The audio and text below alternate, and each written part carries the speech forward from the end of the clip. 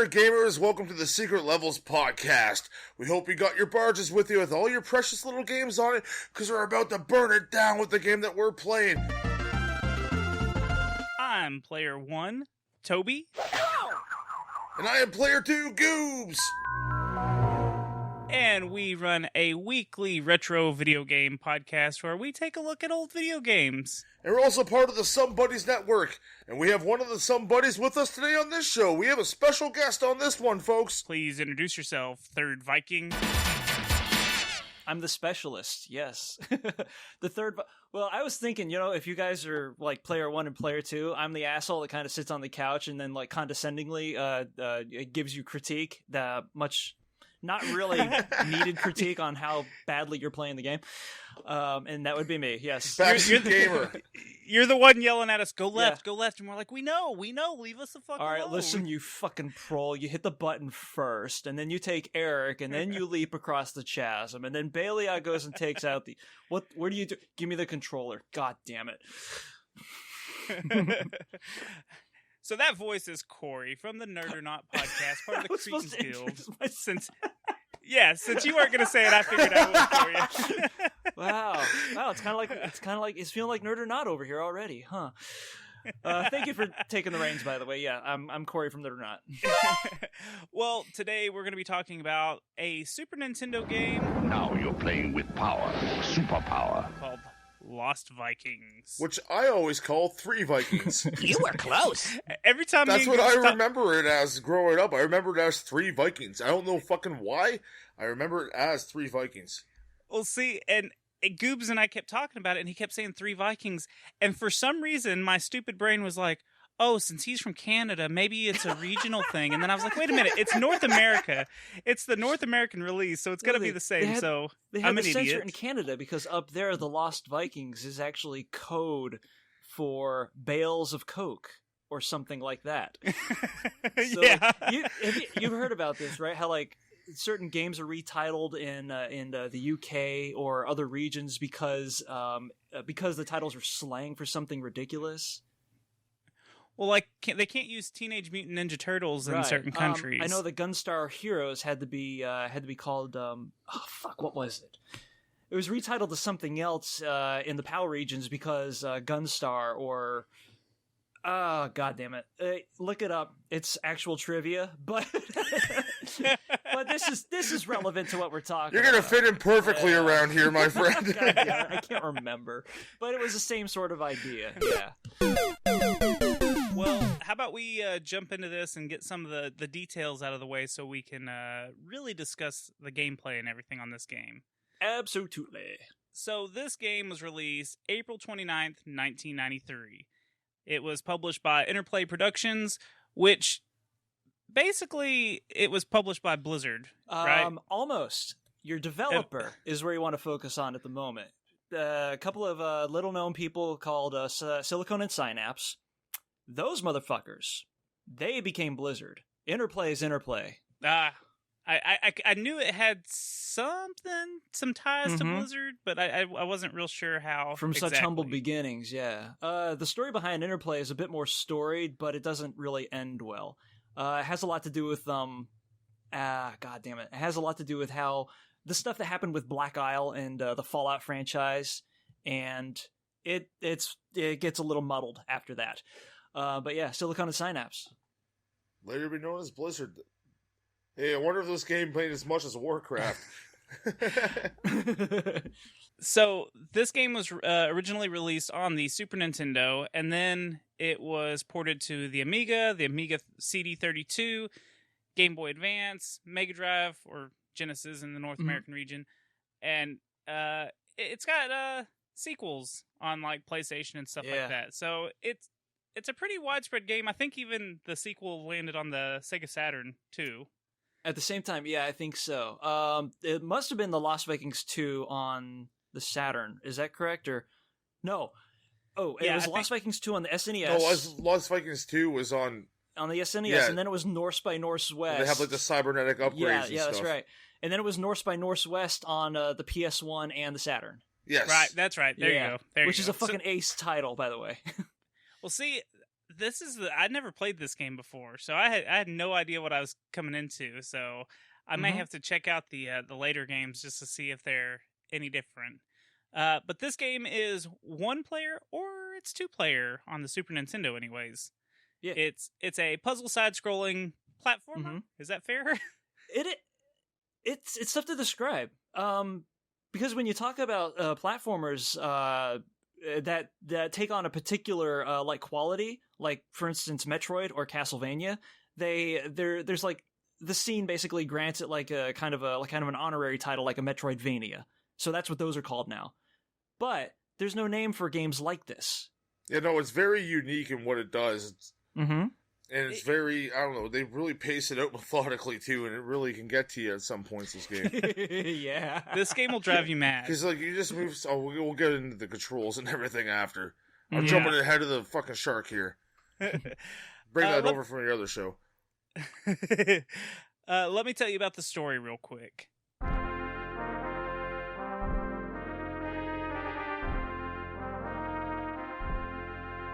Kick it. 3 Vikings named Eric the Swift. Is it Balong? Baliog, I think. I don't know. Baliog the Fierce and Olaf the Stout. They're all abducted by an alien spaceship for an intergalactic zoo. The Vikings end up escaping, but they get lost in different time periods, and they must find their way home to their loving families. That's the story. That's what you're doing. The whole game. Here's a story about 3 Lost Vikings. So, okay. Did you complete it, Goobs? No! Straight up, no! I got fucking frustrated as shit during this game. And where'd you get hung up? The factory one was a bitch. Uh-huh. And Candyland was a motherfucker. Was Candyland before or after the fact? Well, it had to have been before the factory then, because if you hadn't gotten past factory yet. Yeah, no, I did the factory. What's the one after the factory? Egypt's before that. I'm stuck at the factory. I think I'm on the last stretch of the factory, though. You think. Then you go back to the spaceship after, and it's like, ugh, I hate those guys who drop mines. They're dicks. The bomb bee droppers. I was asking because apparently this game should take like 4 to 8 hours, depending on how you play and stuff. That's the average time to beat this game is 4 to 8 hours, is what I was seeing, and I was like, okay, I believe it. It could be sped run in that short. Well, apparently there's a speedrunner 57 minutes. 57 minutes playing with 2 remotes Velcroed together. Goobs told me about it, and I watched the video just a few minutes ago. 2 controllers back to back. He's playing 2-player. He's switching between. He's moving them at different times. It's absolutely insane what this guy is doing. And where's this dude from? He's American, I believe. Yeah, it's almost sick watching him play. It's really sick. You can check it out if you just type in Lost Vikings speedrun AGDQ, and then you can find it from there. Yeah. Ugh.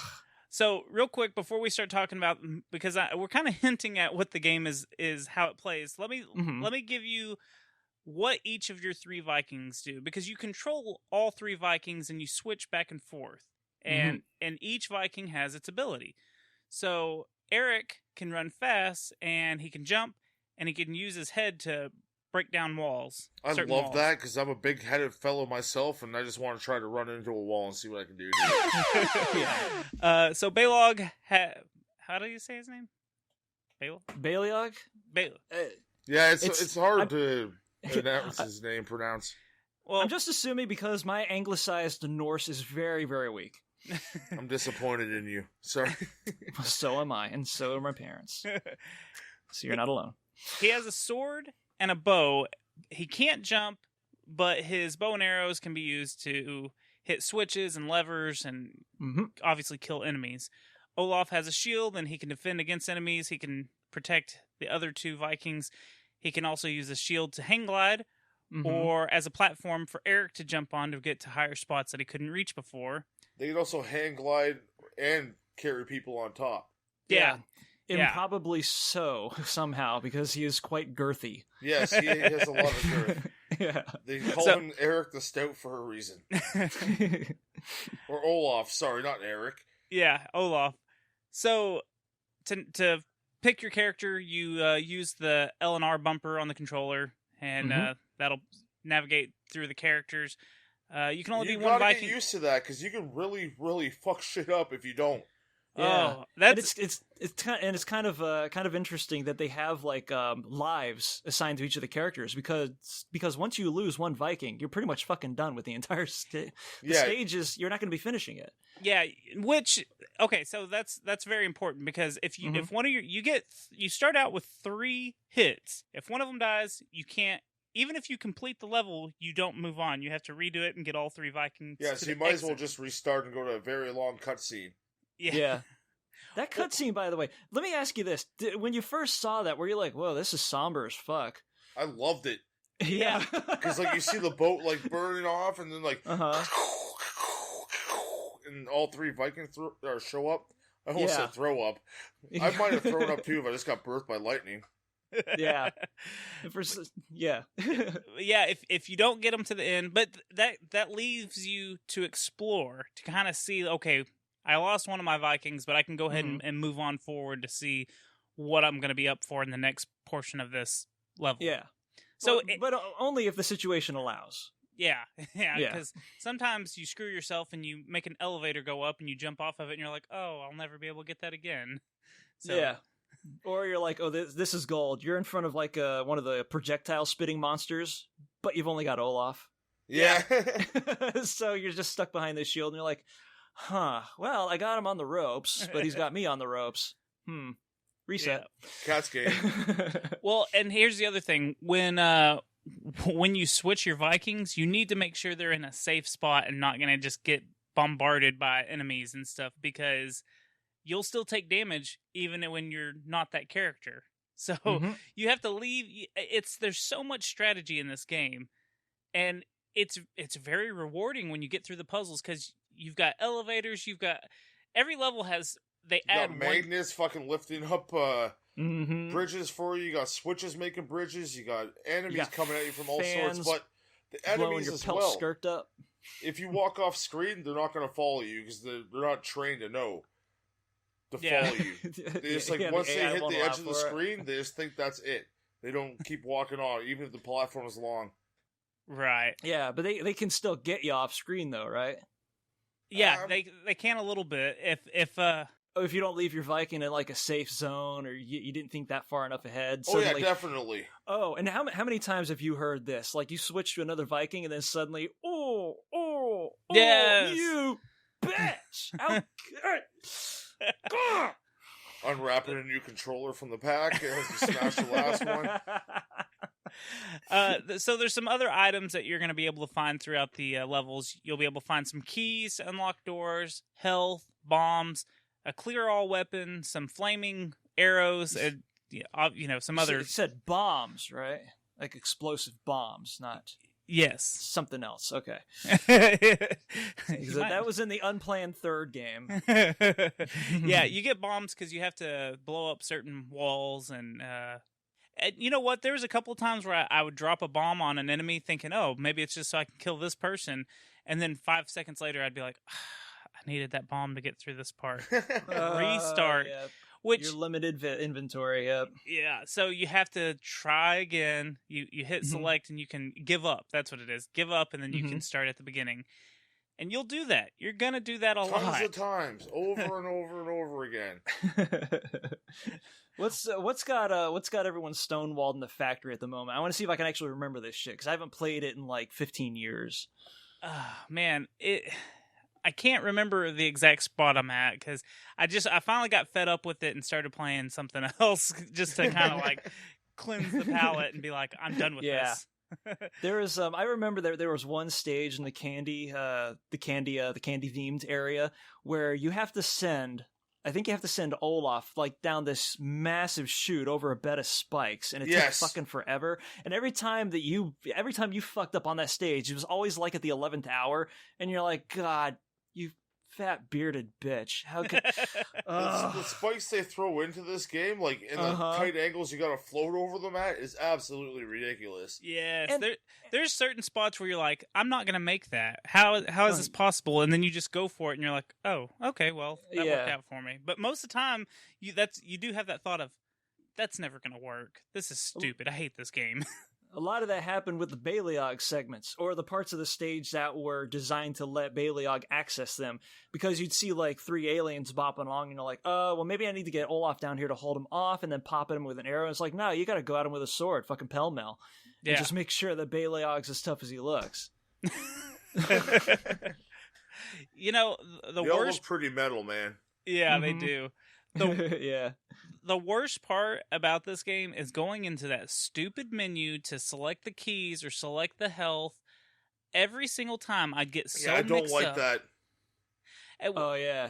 Now, it's a bit awkward. It's kind of cool because when you're standing next to whatever character, like if Eric needs some health and another character has a steak or whatever it is, the meat, you can pass it to him, but you have to be standing next to him, otherwise it won't pass it correctly. Yeah, so you got to make the handoff. Yeah, it's you got to be right next to him to make the handoff. You got to hand off your meat to your friend. Like, come on. Exactly. Well, they're Vikings. I mean, they're on a boat by themselves. Yeah, you get for lonely. Long stretches of time. Exactly. They have long hair. They're well versed in passing the beef along to each other. Olaf has like some big man titties, so yeah. You can make it work.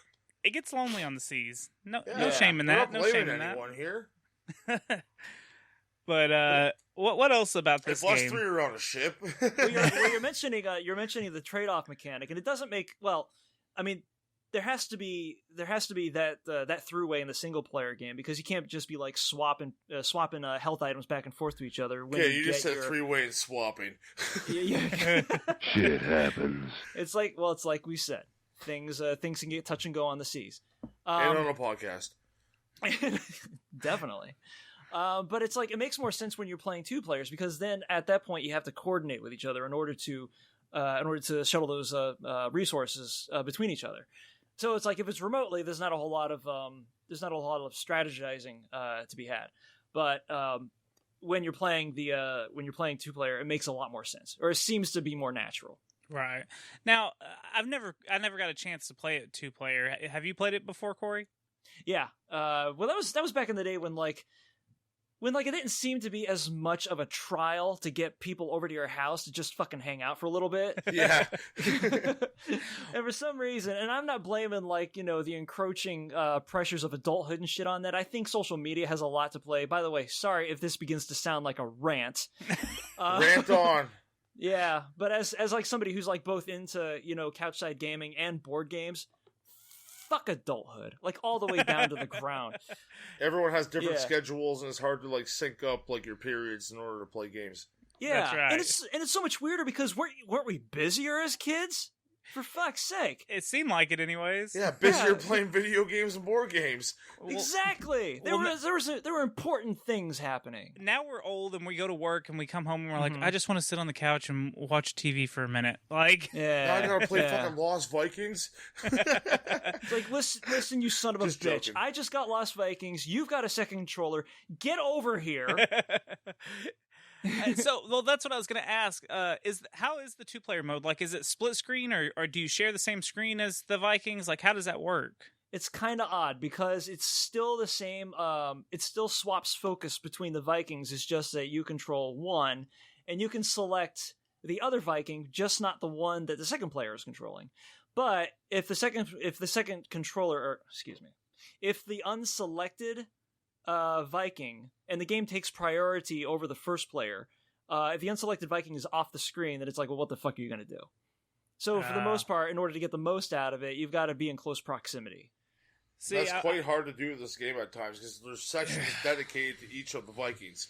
Yeah, exactly. So it's kind of... go ahead. That's what I was curious about, is if there was like a split screen mechanic or something, or if it was kind of like...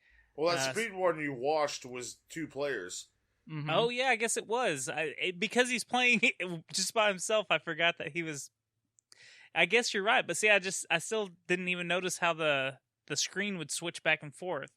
Huh. Now, I'll grant you that I haven't tried the North by Northwest on 2 players, and I still have a copy of that, so that might get booted up sometime soon. They might have cleaned up the whole multiplayer interaction by that point, right? But I don't know firsthand. Yeah.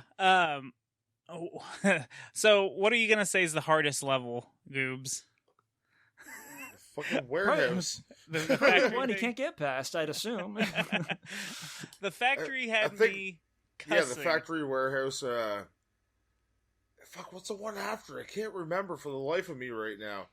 I needed to eat a steak and get one up.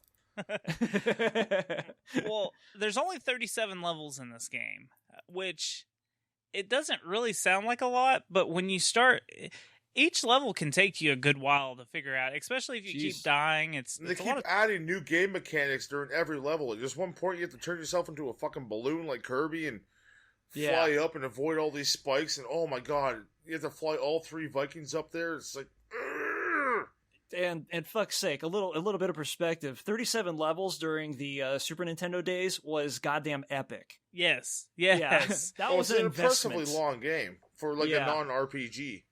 Mm-hmm. Like we got saves. Oh, go ahead. Sorry. No, you're right. It's a really long game for being a platformer for the most part. Like, I didn't even think about that. It's really long because hell, there's not that many levels in like Super Mario or anything like that, is there? We're taking. God, I haven't played Super Mario forever. World has quite a few levels because you go around the whole map and you unlock the secret levels and stars and Bowser level. Yeah, I guess. Mario World was a boost in content. Well, think about Mega Man. That's literally only 6 stages. Yep. Yeah. Oh, I think about Mega Man every night.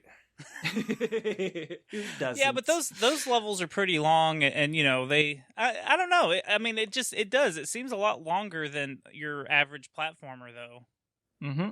And that's because of the slow pace, moving one fucking Viking at a time, I think. Yeah, and there's like the trial and error, and then there's like coordinating everything once you think you figured the stage out, and then it turns out you ain't figured out dick. So then so the cycle repeats itself, and that happens 37 times. Granted, and thank goodness that this game is actually pretty decent with some design oversights that were more or less 37. Was that before or after me? And he picks up the ball and fucking touchdown. That was awesome. Touchdown! Thank you for that. It was a little late, but I liked it. Yeah. Oh, because I was coughing. I had my mic muted because I didn't want to get the cough on there. So I was like, I have a fucking joke right now. Fuck, stop coughing. 37? You played 37 levels? In a row? Did you kiss me after? Yes, I did. Try not to play any Lost Vikings on the way to work. Perfect. Yes. Let's talk about the controls.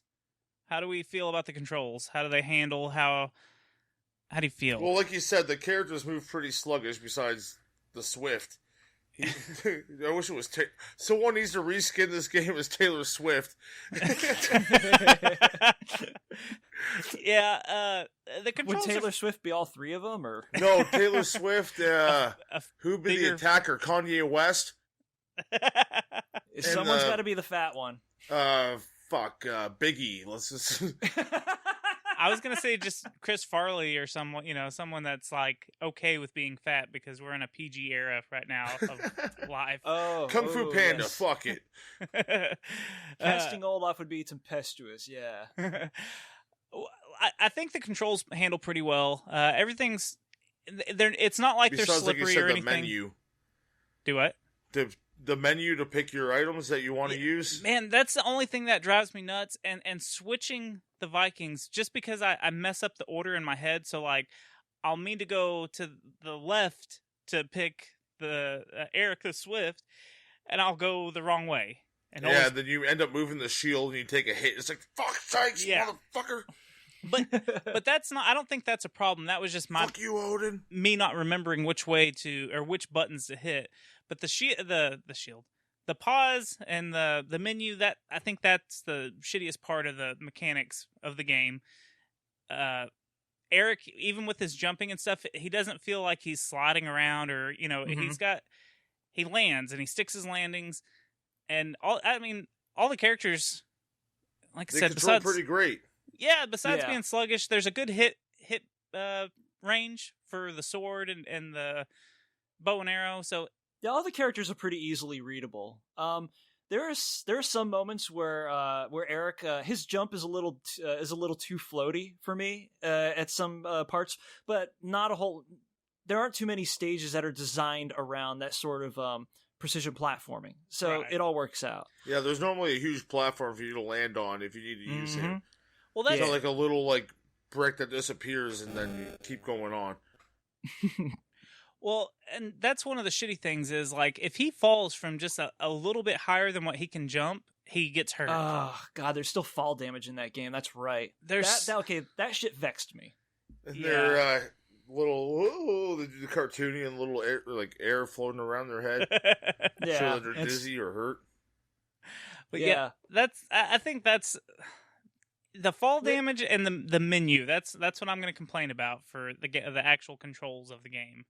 The fall damage is a big sticking point with me because with games like this, experimentation is part and parcel with getting through or developing a methodology to getting through the stage, you know? Right, because something has to happen first, and then cause and effect begins to coalesce.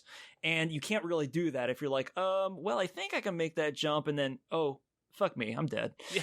And then you have to restart all over again. It's like, all right, well, what now? you know, from a really high platform, I can understand it, but it would seriously be like, I just jumped up here, and then I jumped off and got hurt. Why? Yeah, sometimes it's very short. Just sometimes it didn't make sense. Like, well, because I would yell at the game and be like, "Why did that hurt me? That doesn't make sense." and then I realized, oh, I'm yelling at a video game. I'm an idiot. So yeah, that's true. Just remember that those characters can hear you, and when you turn the console off, they're totally judging you. They're sitting there Wreck-It Ralph is real life. I love when you just leave them still. They do little animations, and a strobe light comes on around the screen. Yeah, I see. You got that wicked music playing. The music in this game is so goddamn awesome, isn't it? The factory, not the factory. I fucking hate the factory. But the first level music, oh man, it's such a good beat. Just get right into it. Hey, the title screen. I like the title screen. It's very 90s hip hop. Yeah, everything is like the factory. Now, were you saying when you hate the factory, were you including the music too? Because I'm going to have to take umbrage at that statement. No, I like the music on all the levels, but I just hate the factory. That's why the music is lesser to me than the other level music. That is classic super loop, hyper fucking rollin' 90s R&B in the factory, and I love every fucking beat of it. It's not terrible. Like, the music in this game, luckily, is enjoyable, so you're not getting wore out as you're getting wore out from trying to. Well, they use the same music for the whole level, so it kind of, if you keep grinding and dying, it's gonna get to you. It will. Here's something enjoyable. Here's something that's worth mentioning, though, is that the music in the original versions is all pretty well formatted. But in order to fit the game onto a GBA cartridge, they had to cut out huge chunks of the audio file so that the loops are a lot tighter.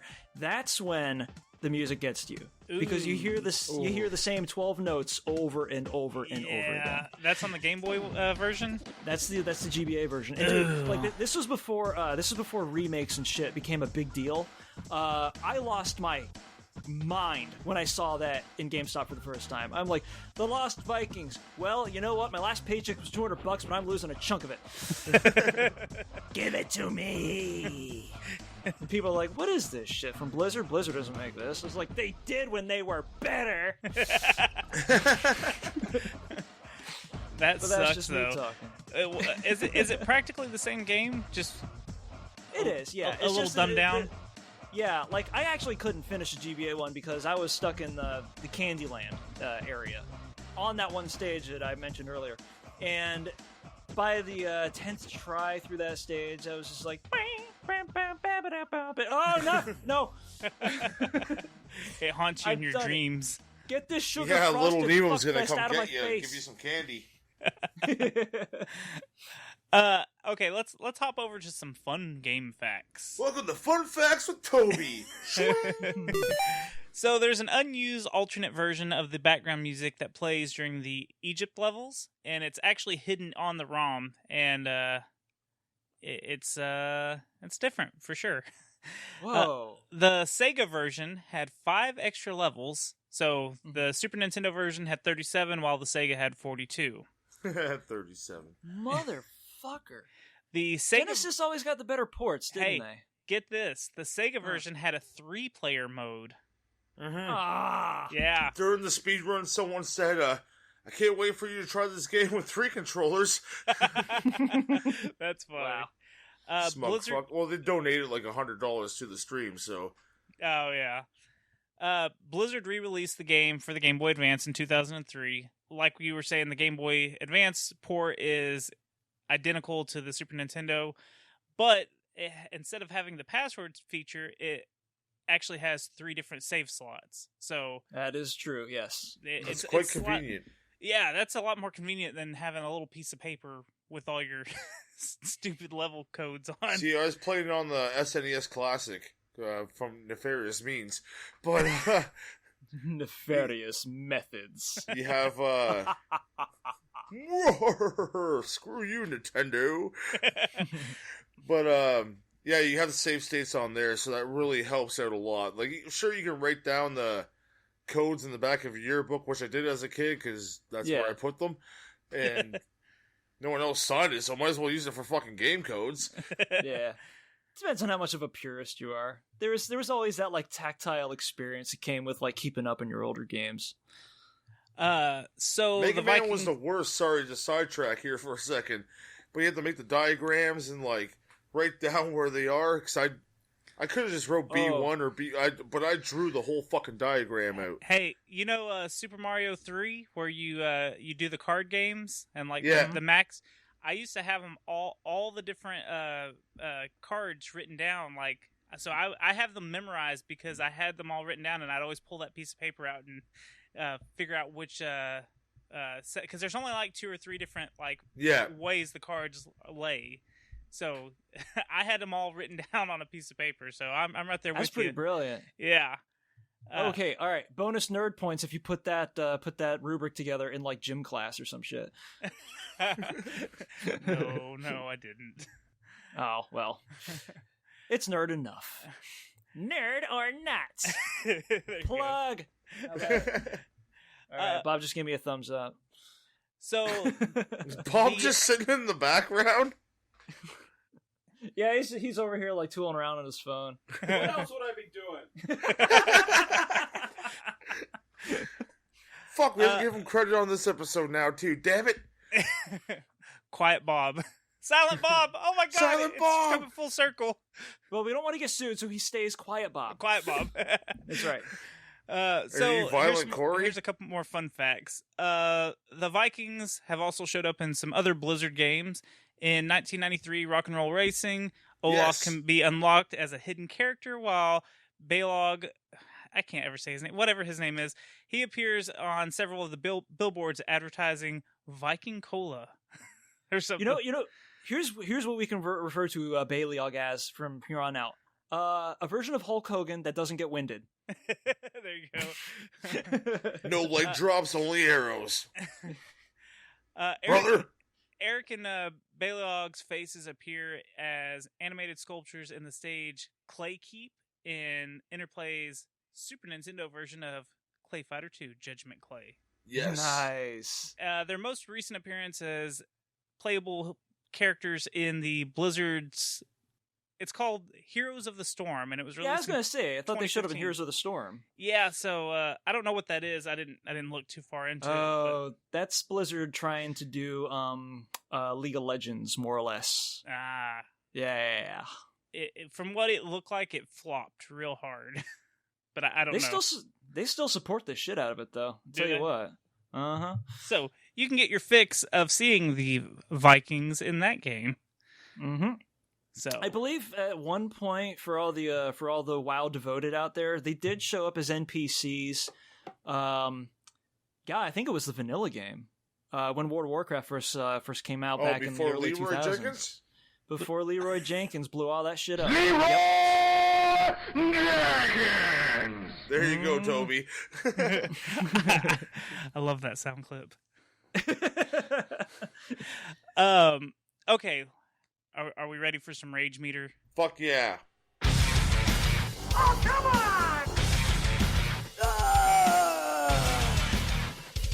So the Rage Meter is our scale of 1 to 10 of how pissed off this game makes you while you're playing it. That way people know what they're in for. I'm going to go first. I'm just going to jump first? right in there. All right. 1 to 10. I'm going to take myself and my 3 Vikings and go nuts right now. I'm giving this game an 8. Solid 8. Starts off all nice and coy, like, yeah, look, we're 3 Vikings on a spaceship, and then we're in a jungle, and then Egyptian land, and then the fucking factory comes and haunts your dreams for the rest of your eternity. Because, holy fuck, there's a lot of things that, like, in one hit kill you. Back in the Egyptian land, the mummies can, and those little bomb things I mentioned earlier that drop the mines on you, they're assholes. Scorpions can suck a dick. The knives that come out of the floor? Yeah, the knives can shove you right up the asshole and kill you. It's an unfortunate way to die, but that's how a Viking dies sometimes. But yeah, no, it's the way you move so slow with some of the characters can really fuck you over in this game. And the fact you have to get all 3 of them to the end, like no ifs, ands, or buts in order to advance, yeah, it gets very, very frustrating in the late stages of this game. So you're sticking with an 8. Oh yeah, solid 8. I'm going to say an 8.5 because this game had me pissed. And I had to actually stop. I had to pause it and just let the game sit there for a little while and come back to it later because it was so frustrating. And I think the majority of my frustration comes from how slow everyone is. You got to walk one at a time. And I mean, that's... If I really got to put some kind of downfall on it, it's that. And then the trial and error. Like, I wish it would just start you over, and I wish you could skip the cutscene. Or have a checkpoint or something. Yeah, something. So... It'd be cool if they had like a little, like a fire, like a eulogy kind of thing. Like, the Vikings would set their bodies on fire or whatever to send them off to the other life. But to have something like that you can hit halfway so you can, like, resurrect yourself at that... that would have been nice, yeah. Carry on and go forward. I would have been okay with that. But yeah, I'm going with the 8.5. What do you got, Corey? I might be looking at the game through slightly rosier tinted glasses than y'all, because you just had prior exposure to it, right. Like recently. Oh, I played this game as a kid growing up. I didn't find it that bad then, but I find it bad now. Yeah. The 3 Vikings were much more merciful than the Lost Vikings turned out to be. Just give me the 3 Vikings again. You guys were so much nicer. Yeah, they were. I'm going to say a 6.5 because there are faults, and I tend to grade older games or vintage games on a design handicap. Because we were kind of talking about this, or like, I don't know, powwowing about this the other day when I mentioned that there are like other games that are kind of like it now, like the Transformers DS. There was a series that I was reminded of yesterday called Trine, which kind of does the same thing, except instead of spreading the Vikings or the 3 components all over the stage, you're kept in like the same spot, which gets rid of not knowing what the fuck your other components are doing while you're trying to solve a puzzle. So, like, design evolution has more or less taken all the shortcomings of the Lost Vikings and smoothed them out. But we're talking about the game itself. So, 6.5 for these reasons. The glacial pacing, as you had mentioned, the game is unmercifully slow at times. That really discourages people from experimentation, as does the bullshit health meter and the life system. Because once we mentioned, once you lose a life, that's it. You have to start the stage over anyway. Right. Now, the hardest stages, and this could have been because I was like, I don't know, way too dedicated to fucking video games. Like anything has changed in that regard. I just beat my head against those stages until I fucking finished them. Yeah. Yeah. And I guess by virtue of that, I never really saw that much to get raged at. But yeah, goddamn it, there are some parts of that game that will just fucking smack you over the head with unfairness. Yeah. Well, let's slide out of that because we got our rage out on it. Mm-hmm. Let's slide right into something else. Fucking done. Yeah. Let's slide into some happy. What do we give? What kind of rating do you give this game overall? 1 to 10. Gameplay, everything. Like, is it fun? Would you recommend it to someone? Who wants to go first? Whoever will take the longest to talk about the Lost Vikings, maybe. Corey? Yeah, maybe. What are you getting at? I'm just joshing you, man. Just joshing you. I can go first. I rarely go first, ahead. so this will be fun. Yeah. I'm going to give this game a 7.5. I really liked it. I was really enjoying it at first because it was like, oh, this is kind of relaxing, kind of fun. You got some puzzles that'll kind of make your brain hurt just a little bit, and it was fine. And then it got so stupid hard to where it was like, how was I supposed to know I was going to go in that vent? You have to go in these vents. Yes. And it's like, there was nothing to indicate that I could do that. And I it took me 15 minutes to figure that out. You know, and so there's some really tough parts, and it was really nice and fun at first, and then it just kept kind of getting harder and harder.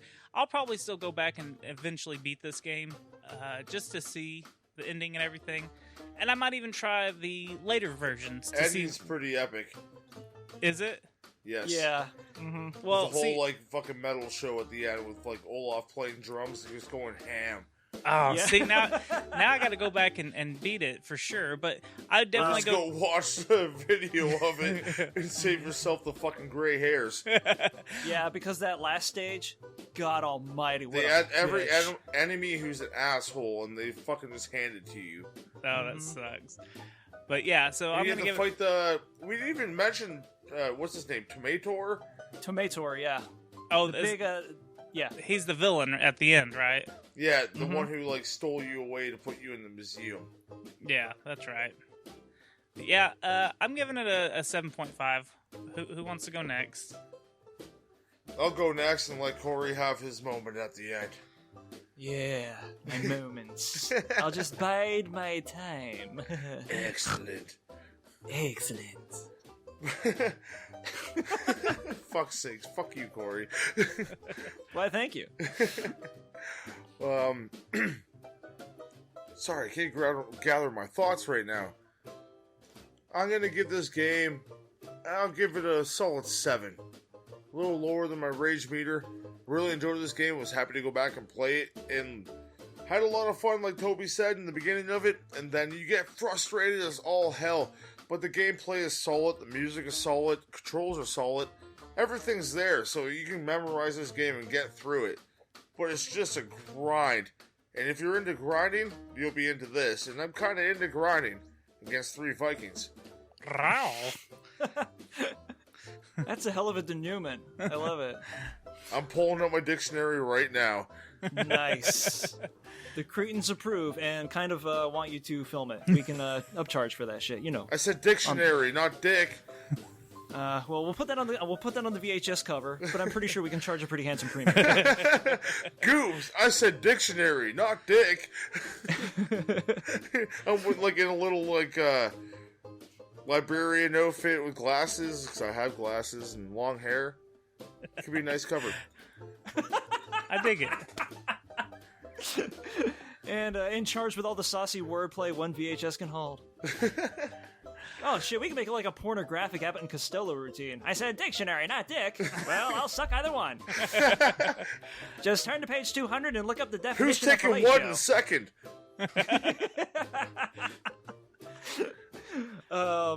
Okay, I gotta grade this thing. Alright, I'm gonna put it up at a solid 8, because some parts of it have not aged well, but you mentioned earlier, like, would you recommend it to anybody? And I do. Like, I recommend it to fucking everybody.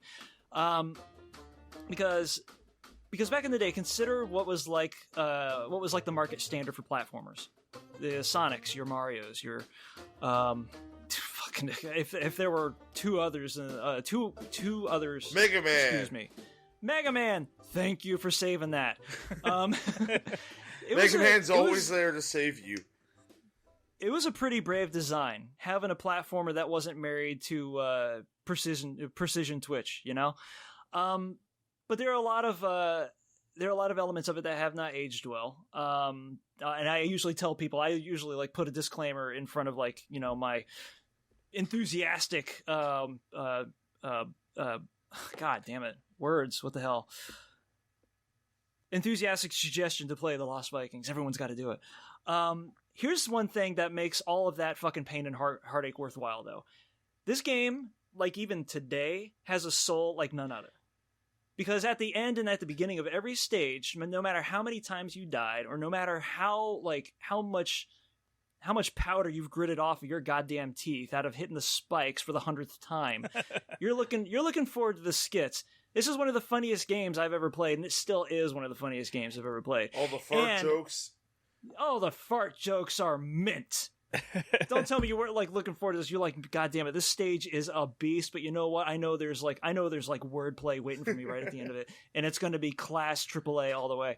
And it's funny because you mentioned that epic ending at the end of the game, and the work that you put into it as like a 16-year-old that was obsessed with nothing other than like cartoony fucking Vikings and loud ass music and just bombastic shows of extravagant celebration. And all the enemies come out and like rock out all for a the bit. Enemies come out. Everybody's like just jamming out together in total like fucking death metal harmony, and it's Vikings at the lead. That's how you end a goddamn video game, and it still remains the gold standard for setting the stage after all of that toil. Man, we should start a death metal band called the Lost Vikings. Yes, we should. I feel like that's got to be. I call taken. Olaf. Well, I got to call Eric because I'm probably the slightest person on the cast right now, right? Yes. Yeah, even though I can't jump very high at all.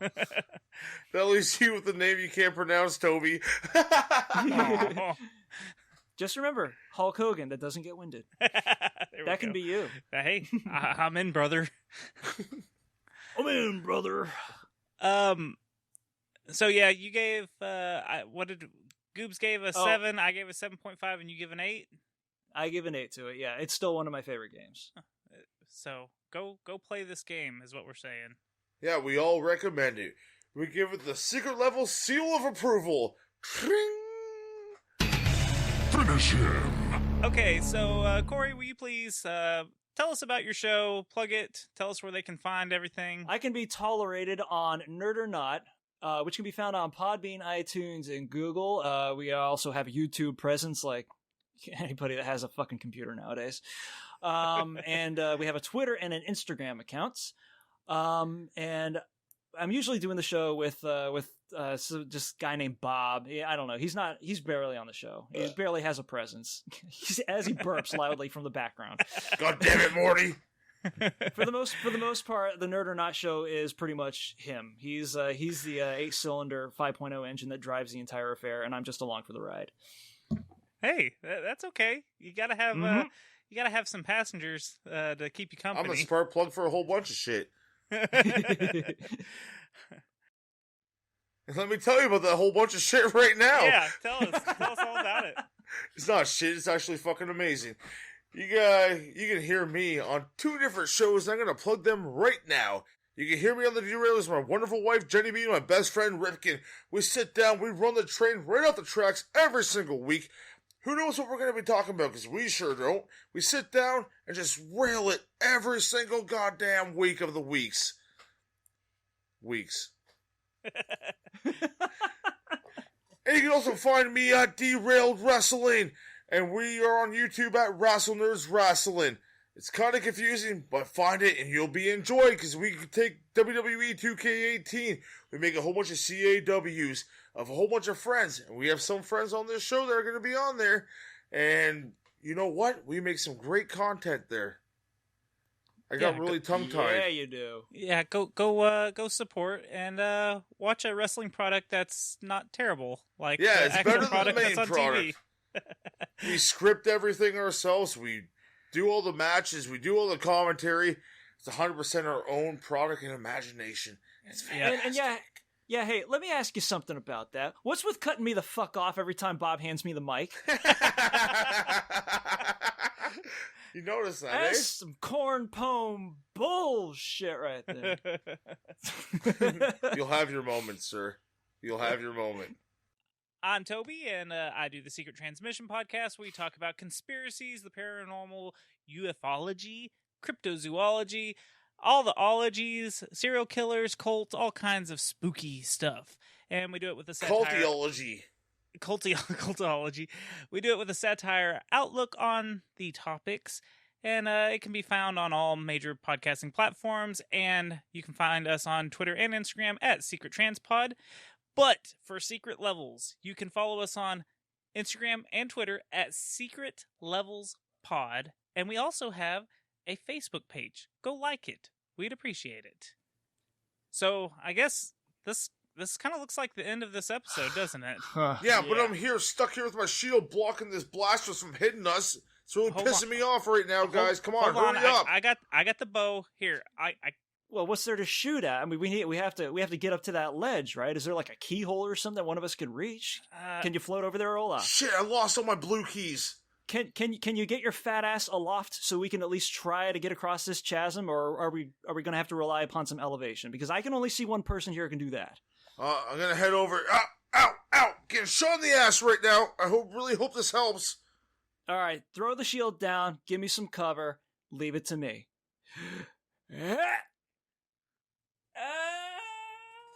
Ah, shit. He fell into the spike pit. Game over, folks.